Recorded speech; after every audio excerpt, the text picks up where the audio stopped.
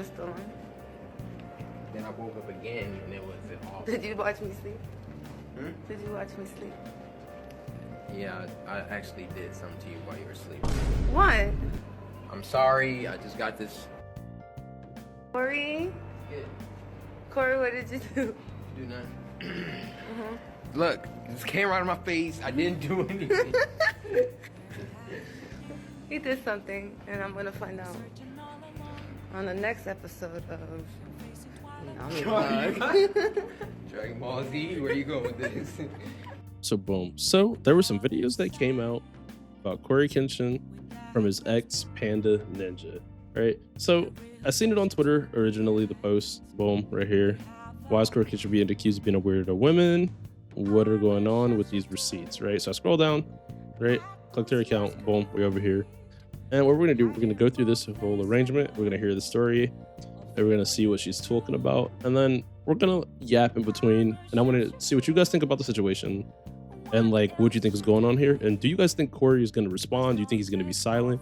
What do you think is gonna be the backlash or the consequences of these videos that came out? You know what time it is. Let's get into it. Hold up, let's go back.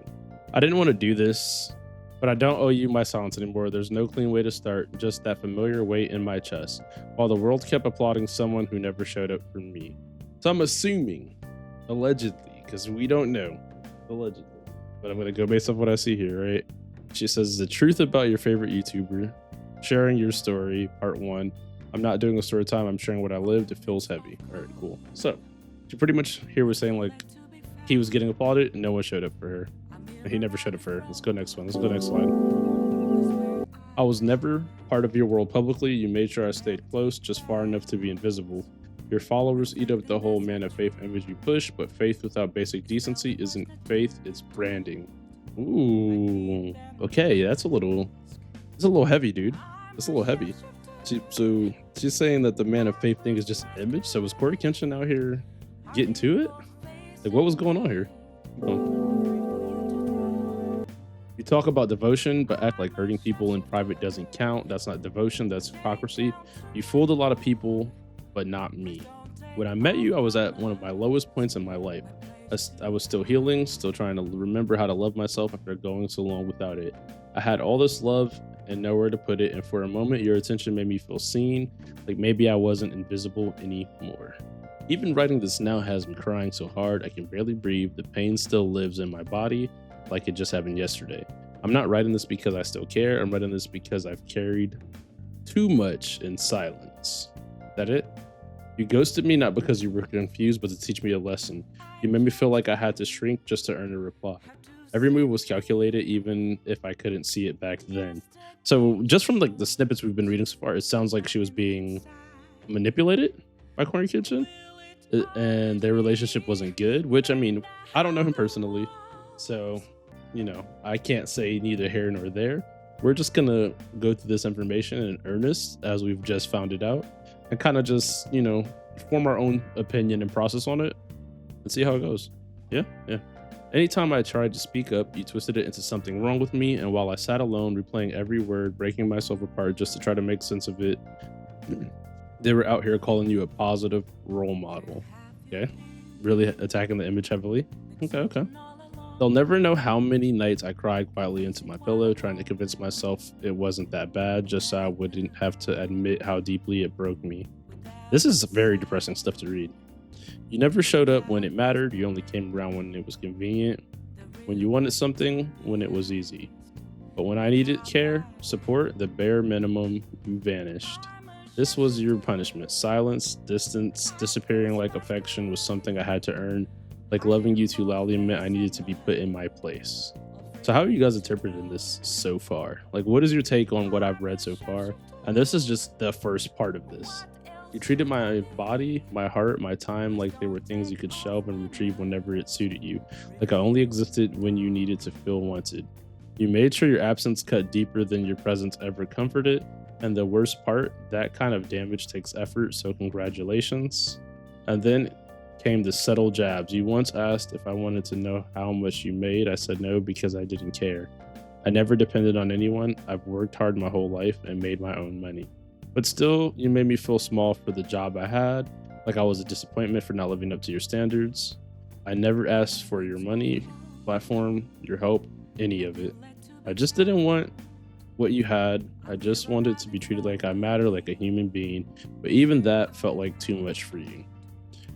Damn, bro. I thought we would be like almost done reading this, but we're really in here live. It probably bothered you that I wasn't impressed, that I didn't melt for your image, your ego, your self-importance, that I saw right through you and still gave you the chance to be real. But that version of you, the one who could actually care, he never existed. And then came your one grand gesture, flowers, candy, a teddy bear card, the first thing you ever bothered to give me, the last thing that felt remotely real.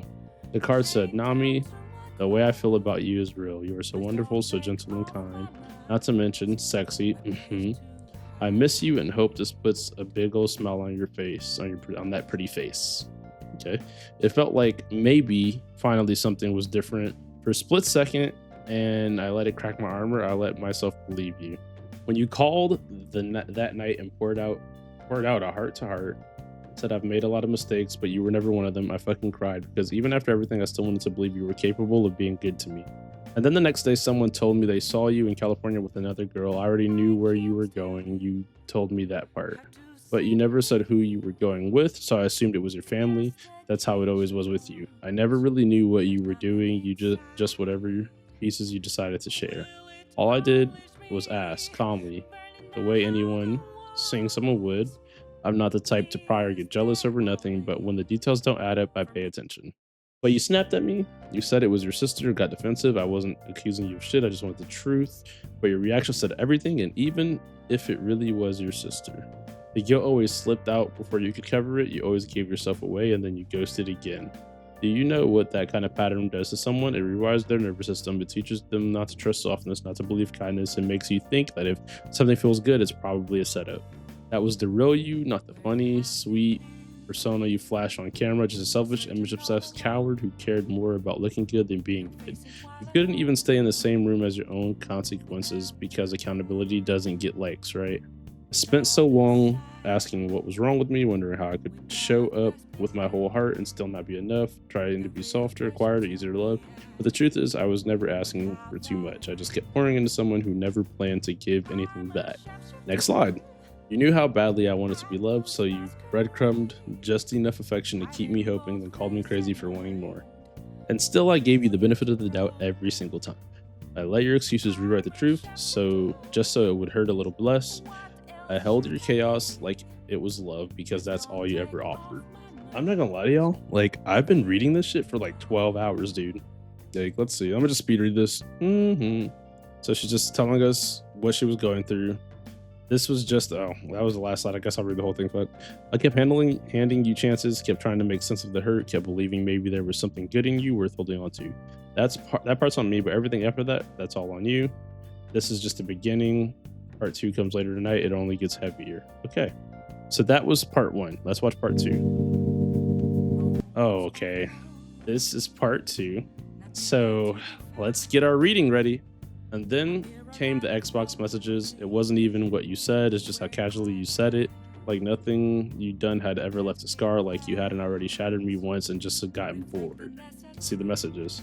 Okay, so what's up? You still seeing someone? Why do you ask? Because I'm trying to fuck your life up some more. What? That was a joke, geez, lol. I was just asking. Never heard you curse before, that's why it threw me off. He got messages? Oh my god. Oh my days. Oh my days. Oh my days. Oh my days. PR nightmare. Like it was funny, like it was cute, as if the pain you caused the first time wasn't real, the confusion, the trauma, the fucking aftermath, all just a joke now that you're bored again. And see, here's the thing. I don't want to make any like assumptions. We know some women like toxic behavior, but no one wants to be traumatized, right? But if he was after you and treating you a certain type of way, and you noticed that at this point of this screenshot, did she stop dealing with him at this point? Or is this like super prior? I wonder if he's even going to talk about this. I wonder if he's going to make a statement on this. My chest locked up. I wasn't even surprised, just furious. You still had the audacity to crawl back like you were welcome. Like I'd let you ruin me again for your own entertainment. Okay, I like how that's sounding. She didn't fall for the trick. You didn't come back to make things right. You came back because fucking with me made you feel powerful, because you knew I used to let you in, because you counted on the damage you did to keep me soft, because you thought I'd be too broken to bite back, because I wanted you how I've had you, like in a relationship type of way, or something else? Like something else that's kind of messed up. I wasn't a toy. I know that. I wasn't just about to message you after a year and ask you to be my girlfriend. But I guess I was just a good for you. When you said relationship, I thought you meant I was just gonna ask you out. Nah, I mean you were, but that's not all you were. Anyway, doesn't matter. You're with someone. That's how it felt at the time. Even if I wasn't, I wouldn't have let you again. And when I did that with you is something I just don't do with anyone. You wouldn't have let me fuck again? No, I wouldn't. Okay, I just gotta say this. This just seems like some toxic relationship shit, right? Like she has a new man currently at this time. So why is she even having this back and forth with him? Why is she even having this back and forth with him? If you have a new man currently, this person did you dirty. They shouldn't even have the access to hit you up again like this. But I want someone in the comments to let me know like what y'all thinking about this, because this like I feel like if someone's doing you dirty, you've moved on, you have a new partner. They don't need to be on your phone. They don't need to be in your Xbox messages. You should remove any level of access they have to you so you don't have to go through the same shit again. I'm glad I'm the same. I don't fuck anyone. Double bummer. The difference, but double bummer is crazy. Double bummer is crazy work. Holy shit. The difference between you and I, though, is that I don't do it with just anyone because I was abused. I'm not saying that for you to feel bad or whatever, but for you to understand. I know you told me that. I didn't know I got lumped into that category with the person that did that. Because I was being used for that, I guess that time when you told me how you felt was not real to you.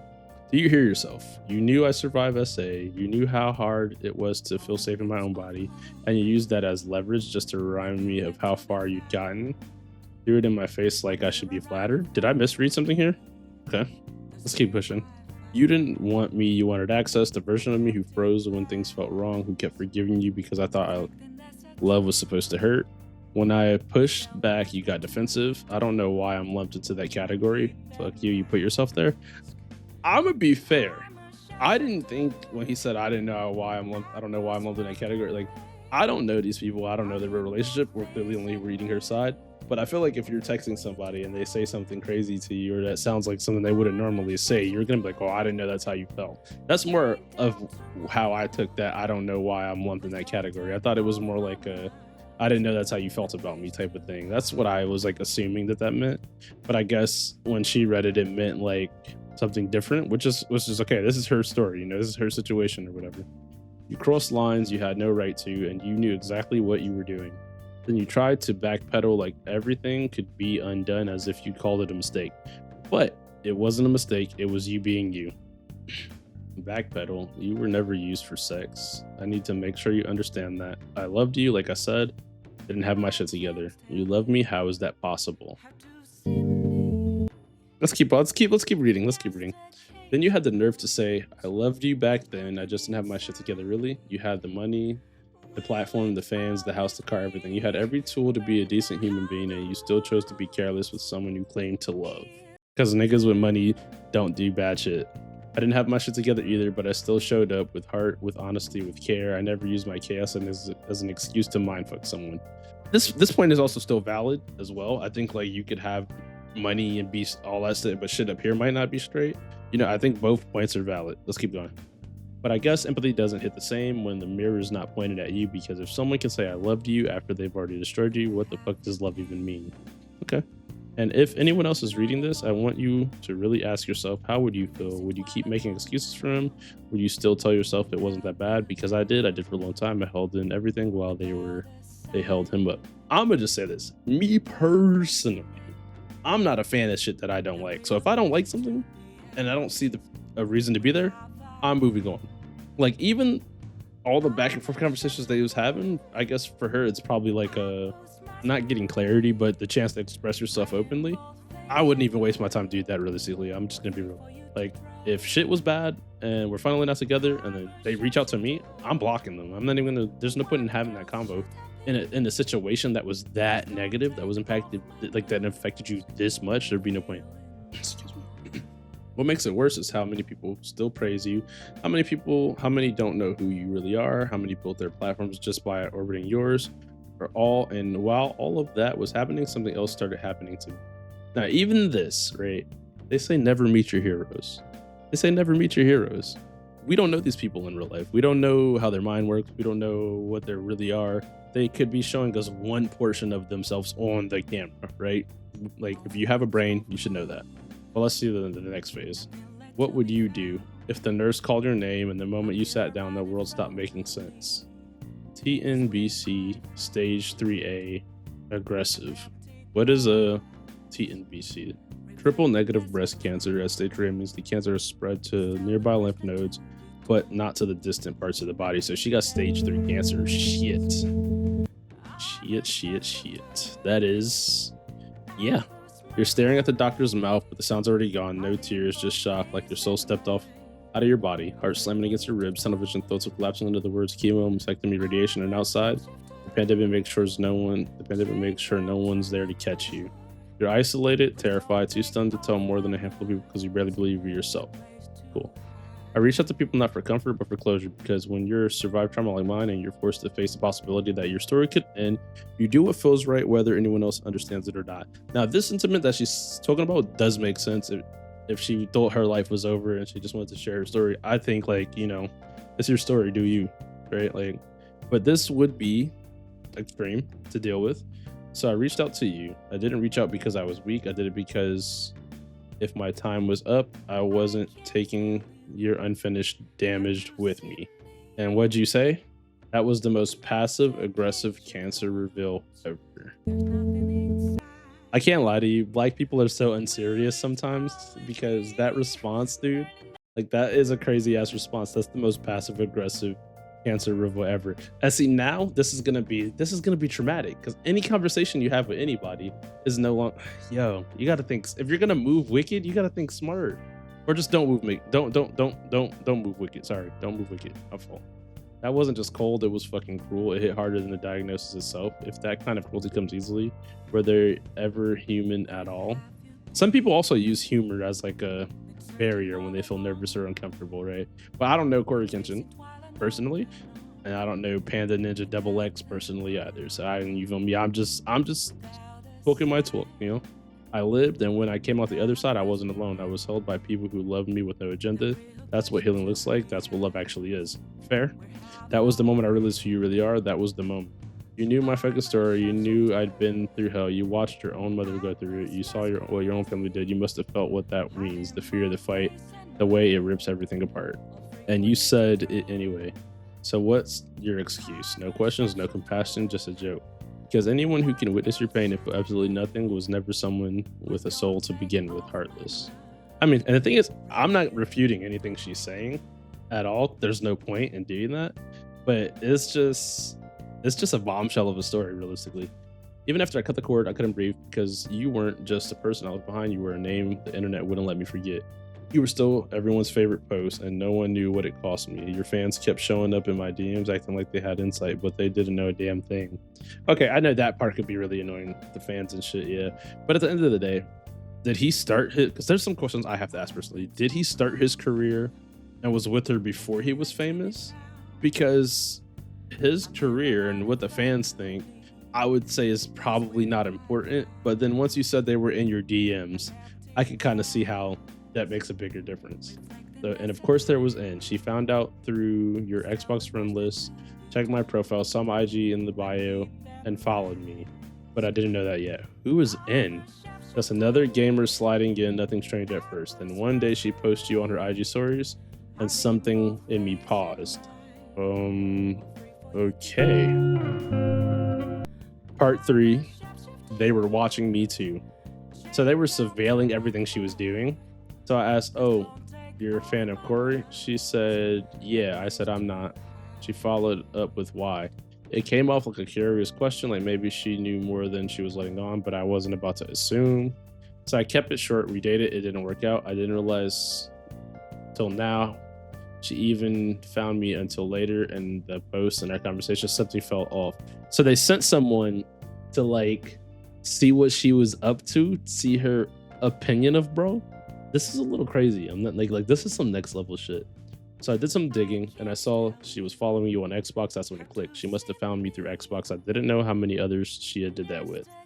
At the time, she hadn't done anything weird. She seemed nice, just another follower showing support. We had nothing but light conversations. She liked some posts, messaged me here and there. Uh, When you're a creator, that kind of thing happens all the time, so I didn't overthink it, but the vibe was off, like she was watching more than connecting. I didn't have proof, just gut feeling, and I should have listened to it. Then the anonymous IG account showed up. They started calling her out. They started calling her out directly. At first, the way they worded it made it sound like I was part of the problem too, but that wasn't the case. I messaged them directly to clear it up. Show messages. They listened. They removed the part about me. That's when they clarified they weren't trying to come for me. They were trying to warn me, and they were calling out in. They didn't have my full story, but they knew enough to see that they weren't good to me, and somehow In knew too, but before she ever even interacted with me. That's when things started to click. Because this wasn't new behavior, In had done this before. It turns out she had a reputation in your space, though I didn't know that then. I was still assuming someone, especially you, might step in and shut down the chaos. The account eventually explained their full intent. They wanted the truth out about you, but also about In, for the cruel, manipulative shit she was doing in the community, inserting herself into the lives of the women you were connected to, digging, meddling, and then twisting things. Holy shit. This sounds like a nightmare. It messaged you directly, tried to paint her own version of the story, one where I was the problem, and you were aware of what was happening. But you never asked me what was going on, never checked in, never questioned why your name was suddenly tangled in quiet drama. If we've learned anything about the world of online drama, sometimes you just gotta shut the fuck up, so shit don't get worse. I mean, that's what a lot of them do, right? You just watched it unfold like you had nothing to do with it, and not long after that, one of your close friends, Brandon, someone who had never acknowledged me, suddenly started watching my IG stories like clockwork, like he was a sign, like you were waiting to see if I'd finally speak. No apology, no courage, just surveillance. And although I hate drama, and this was never something I wanted to be a part of, especially when I was minding my own business, it started to feel like a sign, a push I didn't ask for, but maybe I needed. And looking back, I'm grateful. Because of that, I met the other women you hurt. And by one, I got introduced to more of them, women with stories, women with messages they never sent, women who saw the same patterns. Same affection when it benefited you, the same withdrawal when emotions got real, blame always shifted to the other person. So she found a string of women that had suffered the same thing. They stayed quiet, just like I did, because they didn't think their voice would matter, because it's easier to carry pain than to explain it, but pain doesn't need permission to be real. Maybe I was meant to be the one to speak until they're ready to. They're not alone, because everyone deserves that moment. The one where it's safe to exhale, feel seen, to be heard, to be remembered. They're real. This is a story to tell. This is my story to tell. I can't read clearly because I've been reading this for fucking 20 minutes straight. And theirs to protect until they're ready. Why speak now? As if timing made truth uncomfortable? Yep, fair. Because I was tired of living like your name held more weight than my own voice, tired of wondering if speaking would get me hurt or destroyed, afraid that the second I said your name, people would stop seeing me and start labeling. The more the world would care about your protecting your reputation than hearing what you did, while everything I built risked being overshadowed by you. Some people told me to stay quiet and you would protect me, but that kind of protection still hurt because it made me feel like the world wasn't ready to hear my truth. And maybe it still isn't. Maybe they still will side with you, but I'd rather be hated for telling the truth than stay silent to protect your comfort or their denial. I mean, everything she's saying, like, is fair. Like, you can't really be like upset about this, about the outcome, if like this was her experience. This was never about revenge. This is about accountability. You wore kindness in public and cruelty in private, and silence helped you get away with both. I'm done swallowing my story so you can keep your fake reputation intact. See, now, I want to take a bet, but we'll wait till we see all the rest of the footage. Why didn't I leave? Because fuck, I'm human. Yeah. We've seen this. People like to stay and fight. We know. I didn't stay because I was weak. I stayed because I wanted to believe we would get better. Yeah. And behind all that, like, life was fucking heavy. I was dragging pain nobody could see. Let's get one thing straight. I didn't write this for you to believe me. I'm not here to ruin him. I'm not asking you to pick sides. I'm asking you to sit with the truth, even if it makes you sick. He hurt people. He manipulated people, discarded, and walked away clean every time. I'm not the first, and I won't be the last unless something finally happens. All right, so let's yap a little bit, right? So from what I could see in that clip, and we're gonna watch this one because that's a clip of them talking. That was the one that was like in the Twitter feed. It seems like maybe he's just like not a good boyfriend, and like, I mean, seems to be the consensus on a lot of things these days. And her sharing her story is like not negative inherently. Like, I don't think that's like she's bad or rude or mean for doing that. Like, if it was her story, she shared her story. Is this going to affect CoryxKenshin in the long run, in the long term? I mean, he's a YouTuber and he's an entertainer. A lot of entertainers are bad people. I shouldn't laugh when I say that. But like, I don't know, man. Like, This is just crazy. And let's say allegedly, because I don't know. This is her story that she's sharing. I'm not on her side. I'm not on his side. I just wanted to cover it because it seemed interesting. But let's watch this clip. Cool. Still on. And it's still on. Then I woke up again and it was off. Did you watch me sleep? Hmm? Did you watch me sleep? Yeah, I actually did something to you while you were asleep too. What? I'm sorry. I just got this fetish that I do. What? I didn't hurt you. You're good, right? What'd you do, Corey? Don't worry about it. Corey? Yeah. Corey, what did you do? Do nothing. Look, this came right in my face. I didn't do anything. He did something, and I'm gonna find out on the next episode of Dragon Ball Z, where you going with this? Well, yeah. Okay.